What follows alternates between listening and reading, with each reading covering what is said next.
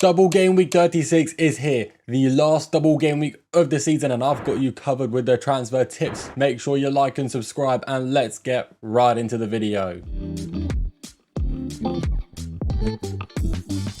Now, with only 3 fixtures left for every team except Palace and City, it's easier to rank the fixtures as to who has the easiest and who has the hardest. Man City are obviously at the top because they don't really have any tough games left, and alongside that, they've got a double game week. And while Crystal Palace also have a double, theoretically, they should be near the top. But after they play home to Everton, they're away to Man City, away to Brentford, and home to Arsenal. Guys, that is not easy for anyone, especially a mid-table team like Palace. So I don't expect them to have, many opportunities for their players to get points, which is why I've ranked them so low. We have Leeds and Arsenal coming in second and third, 2 teams with amazing fixture runs. But Tottenham did just have a good game, so maybe playing away to Tottenham isn't super easy. I'm hoping it is as someone who owns a Leeds attacker, but I don't know for sure. Even home to Brighton, even though they just lost 3-1, Brighton are picking up in form and going for top 6, which could end up being a Champions League spot. You never know, it depends on how Aston Villa get on in the Europa League. Arsenal have a really good next 2 game weeks. The final game week of the season isn't super easy, but considering it will be like a must-win game for them to win the league, I'd assume they'd play quite well, or at least you'd hope so, especially if you're an Arsenal fan. Fulham also have 3 easy games in a row. I know Bournemouth are on great form, guys. I know they are. But defensively, their numbers aren't actually that great. I know they just kept a clean sheet, but Bournemouth defense isn't ideal. And the Fulham attack, while it's not great, 3 easy games in a row with away to Wolves and home to Newcastle following that Bournemouth game, I think them Fulham attackers could be good to target. Maybe even a Fulham defender like Anderson. Then we have teams like Wolves and Brighton. Wolves, obviously in a void. Brighton, they have an amazing entry point. But after they play home to Wolves, which should be a guaranteed return for a fair few players, they don't look great. Away to Leeds, it's an even match, I'd say. Your Brighton players could get some points. Home to Man United, also there's an opportunity because Man United probably won't care about the league by that point. Then you sort of get into bad territory. Everton actually look quite strong, especially for the last 2 game weeks. Aston Villa, their next game is great. But we just saw in game week 35, there was a bit of rotation because they're currently behind Forest 1-0 in the Europa League. They need to win that game. They rested some players. What's to say they won't do the same for the Burnley game? We don't know. I mean, the rotation in the Villa team obviously affected them massively because they played awfully at home to arguably the worst team in the league right now, along with Burnley and Wolves. They gave Tottenham 3 points, which none of us wanted them to get, unless you're a Spurs fan, obviously. The rest of us wanted to see Spurs go down, but now that dream is pretty much over unless West Ham pull off a masterclass, which they probably won't because they play home to Arsenal and away to Newcastle. 2 games I'm fairly confident they will lose, but there's still hope for us guys out there. Spurs and Forest both have a bit of a sandwich going on. It's a red filling. They've got 2 fairly easy fixtures, then a red one in the middle. Spurs play away to Chelsea. Now, Chelsea have been awful recently. I don't know how they're going to get on in game week 35 because they've not played yet. But, if they have another poor performance, then that fixture could easily become a grey one by the next time I do a transfer tips video and look at the fixtures. As for Forest, away to Man United is still probably a red fixture, but by that point, Manchester United might not care about the league, and that's something you guys need to consider when making transfers. What teams are actually going to care about the league by game week 37, game week 38, because you don't want to pick players that just aren't going to try. You don't want to pick players from teams that are going to rotate because they've got nothing to play for. Down the bottom, we've got Bournemouth and Brentford, and I feel like some of these assets may be popular. Well, I don't think you guys should transfer them in. I know the Bournemouth defenders just did really well, and they've been doing quite well, which is, contrasting to the fact I've told you how bad the Bournemouth defense is. The truth is, they've been massively overperforming the expected goals conceded like I've never seen before. Is this due to great goalkeeping? Is it due to the opponents having some really poor finishing? Probably a bit of both. I don't know. I've not been watching the games, but away to Fulham, home to City, then away to Forest is not good for any team. So I'd probably avoid them for now, but you could maybe hold, Hill or Senesi if you still have them. As for Brentford, Thiago's going to be good for home to Crystal Palace, but away to Man City and away to Liverpool is not good by any means. You probably don't want to be bringing in any Brentford players this game week, and I don't think anyone's going to disagree with me there because, once again, the main focus is the double game week players. To an extent, of course, Crystal Palace attackers are a big avoid in my opinion. There were rotation risks. They're playing in the Conference League, so they're going to rotate their team like they did in game week 35. No Sarr, no Mateta in the starting lineup, which isn't because they're not the favourites. It's because they are the favourites. But the favourites are being saved and rested for the Conference League semi-final second leg. They can't afford to get any injuries. They can't afford for their star players to be tired. So yeah, talked about a bunch of teams, but at the end of the day, you're mainly just going to be targeting maybe Palace defenders, City attackers if you don't already have 3, and then, you know, the top 3 or 4 teams behind City also look fairly strong. We have Van Heck. Now, the Brighton defensive numbers are good across the last 8 game weeks, probably better than some of you were expecting, and the Van Heck DEFCON numbers are also very good. You know, he got a 0 pointer last game week, and that's okay, because you don't want to pick a player based on what they got last game week. That's very illogical. It doesn't make any sense. You want to look at the underlying data, how they've done in the past 6 to 8 weeks. Well, defenders, we look at the past 8 weeks. Attackers, we look at the past 4 or 5 because, you know, underlying data fluctuates a lot with the attackers, whereas defenses, you want to look at them across a wider range of game weeks because it's more reliable when looking at expected goals conceded and expected clean sheets. And Van Heck and Brighton, they're very good in the last 8 game weeks. Across the whole season, they're quite average, but they've obviously found themselves on some really good form, ignoring game week 35 where they lost to Newcastle. But away to Newcastle isn't exactly easy, so you can't blame them. Now we have 2 Crystal Palace defenders holding the 3rd and 4th spot. The rest of the players on this list are double game week players. Now the Palace players, while they don't have much clean sheet potential away to City, or even away to Brentford, or even home to Arsenal, they have a double game week, and both of these defenders have very good DEFCON numbers. It's not something you can ignore. Like when you look at game week 36, right? Home to Everton, you could see a clean sheet there for Palace. I'm not guaranteeing it, but at the same time, it wouldn't be a massive shock to see them concede 0 goals home to Everton because Everton offensively, you know, going forward, they're not that great. So let's say both your Crystal Palace defenders get 6 points, maybe 8 because of DEFCONs. Even if they don't keep a clean sheet, they could both get 4 points. Then you play away to City, yeah, they may concede 3 goals, but points for minutes and points for DEFCONs, that's another 3 points for free just added on at the end of the game week. So while the double isn't easy for them, I still think there's a lot of value in Crystal Palace defenders because it's the laws of averages, you know, like Van Heck plays home to Wolves. He's probably keeping a clean sheet. He could get 6 to 8 points. But Canvot and Lacroix could get 6 to 8 points without even needing to keep a clean sheet, you know. So it just gives them a bit more upside. And as for away to Brentford and home to Arsenal, it's the same again. Yeah, they probably won't keep a clean sheet, but you could bench them for other defenders you have in your team if you've got a lot of depth. Or you could keep them there, you know, for DEFCON potential. Maybe the small chance of a goal, you know, a header from a cross, but that's kind of unlikely. Now, we talked about this before with Gahi in the last video. Like, he's a great defender to own. He's all right for DEFCONs, but Man City, you know, they've got good defensive data, massively overperforming it, but the underlying data is still good as well. They've got, you know, in the next 4 games, you could see a clean sheet in every single one of these games. You probably won't, but you could because they're all fairly average teams to a certain extent. You know, away to Bournemouth might not be the easiest because Bournemouth look quite strong right now, but everyone else, they could be easy pickings. But Gahi stops you from having a triple up on Palace elsewhere. You've got O'Reilly, Shirky, Semenyo, and Haaland. So yeah, while Gahi's great, and specifically for your team, if you can't get O'Reilly and you need a City defender, he's awesome, a great buy. But O'Reilly is much better to go for.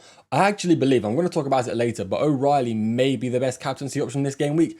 I mean, 0.65 expected goal involvements in the last 8 game weeks for a defender that costs 5 million is crazy. 0.65 expected goal involvements per 90 for a forward or a midfielder is ridiculously high. If that midfielder or forward was 5 million, it would be crazy. But it's not a midfielder or a forward. It's a defender. You're telling me a player with these underlying numbers going forward who gets 6 points for a goal, who doesn't need 12 DEFCONs, only needs 10 DEFCONs to get the extra 2 points, who also has chance for a clean sheet, isn't the most overpowered thing in the game right now. If that isn't, then I don't know what is. All of you watching this, you need to own O'Reilly. Even if you have Gahi, right?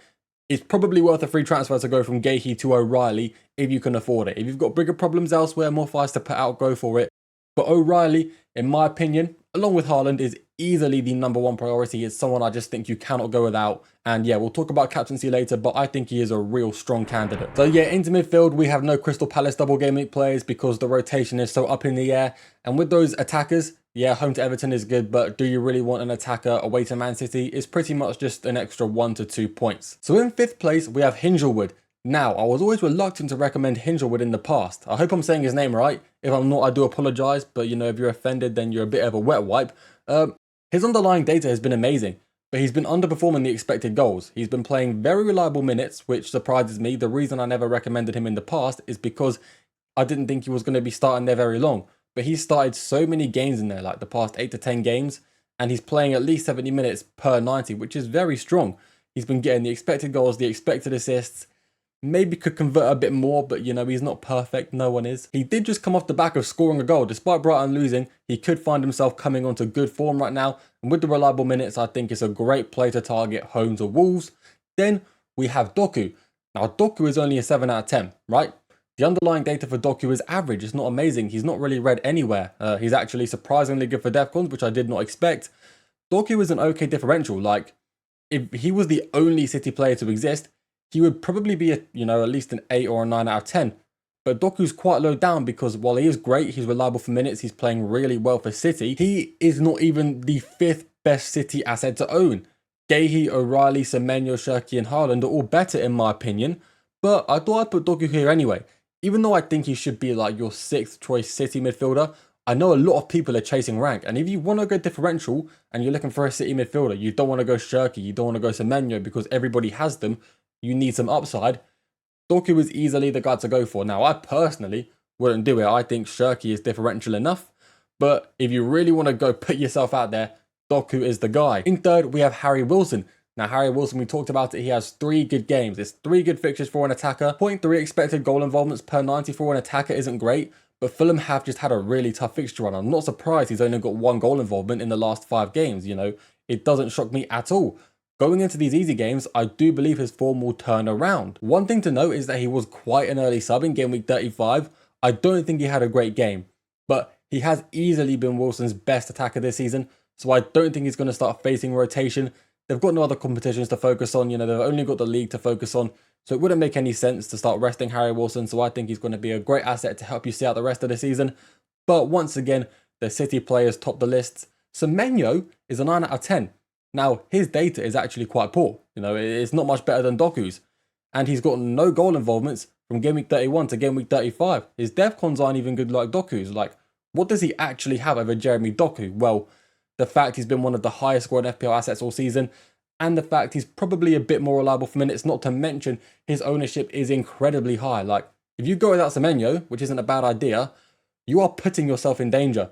You are walking across a road blindfolded. Like, yeah, you may get to the other side and succeed, but you may get hit by a truck and get a massive red arrow. I don't think that analogy made any sense, but it made sense to me. And then we have Ryan Cherki, who is easily the best City midfielder's own right now. If you have Semenyo, I wouldn't recommend jumping ship. Like, if I own Semenyo or even Doku and wanted to go to Cherki, I wouldn't think it's worth a free transfer. It's very sideways. With these City midfielders, anyone could score high. It's not unpredictable. Like, Cherki is the most likely to do well. The underlying data is much better. He's on amazing form. City looks so much better when he's on the pitch. I could say the same for Doku and Semenyo, but Cherki, I've seen City play a couple games, not loads, and he's always one of the best players on the pitch. He's getting the goals, getting the assists, has the underlying data to back it up. So I see no reason why you shouldn't have Cherki as your number 1 target. But once again, if you're a Semenyo owner, wouldn't recommend, just going sideways like that, because Semenyo could easily also do very well. Now, guys, onto the forwards. We are talking about one of my favorite FPL assets of all time in Chris Wood. Now, the past couple seasons, not this one, the couple before, he was, arguably the best FPL asset in the game both years. He's the most, weird player ever. He looks so average, plays for average teams, but just bangs in the goals. He scored a penalty in Europe just recently, coming back from injury, and there is a good chance he is back to starting ways. I don't think Forest have a better striker right now, and the fact he started in the Conference League shows me he could be the preferred Forest striker. I've only put him as a 6 out of 10 because I could be wrong, I'm not a fortune teller, but I think he's going to be quite reliable for minutes going forward, and he'll want to come back with a bang. He's missed so many games. I know the league doesn't matter too much to Forest. They are sort of in a relegation battle, but not really. But when looking at, how much it's going to matter to Chris Wood and how hard he and Forest are going to try, I don't think that's going to affect him too much. Like, I think he's going to want to prove himself as the best striker at Forest. We then look up front to someone who is very cheap and has come on to amazing form with Everton, and that is Beto. Now, Everton, we talked about it earlier, they have a pretty good run of games to help you finish the season. Now, I did just recommend Palace defenders. Now I'm recommending a striker that's playing against Palace. It's a bit contradictory, but Beto is only a 6 out of 10. If there was ever a game he was going to blank in, across the last 3, away to Palace is the game he is most likely to blank in. I can't guarantee you he's going to start, but he probably will. He had a bit of an injury, missed a game, but now he's back. He started loads of games before that and he was scoring loads of goals. Everton are pushing for Europe as well. Every league game matters. They're going to want to be trying their best. So I can't imagine they'd rotate to their second best striker, which is why I believe Beto is actually going to be reliable for minutes. Once again, I can't guarantee it, but he probably will be okay for minutes. And with these good games ahead, I think he's the perfect Everton attacker to take advantage of it. Above him, we have Dominic Calvert-Lewin. Now, I did say earlier, away to Tottenham and home to Brighton, and even away to West Ham, are borderline grey fixtures. Like, I wouldn't blame any of you for saying all three of these fixtures are grey instead of green, but I think they are just, still a little green. Maybe they're gradually going to that grey colour, but right now I can't safely say, these games are actually tough. I still think they're quite easy. And Calvert-Lewin, he scored last game week. He actually also made a really good pre-assist. I don't know if any of you saw that back heel, but I thought it was sensational. Calvert-Lewin on penalties, reliable for minutes, decent fixtures and good underlying data at a cheap price. What more could you ask for? He's a fairly decent player to target. Above him, we have Danny Welbeck. Now, picking between these two, who was going to be higher, it was hard. Ultimately, I've gone with Danny Welbeck because the earlier game weeks carry more influence. And while here, Welbeck's only averaging 64 minutes per appearance from game week 31 to game week 35, he did start all 4 out of 5 games. He missed the Chelsea game. He didn't miss it. He was on the bench, which surprised me. I was beginning to think he lost his starting spot, but now I think about it, he probably isn't. He is their best striker option. There's no doubt about it. And they need to win games big time, especially, like I said once again, with 6th place maybe being a Champions League spot, we could see it happen. I know it's unlikely. I think Aston Villa need to win the Europa League and come 4th or 5th. If those requirements are met, I'm fairly confident in saying 6th place becomes a Champions League spot, but please correct me if I'm wrong.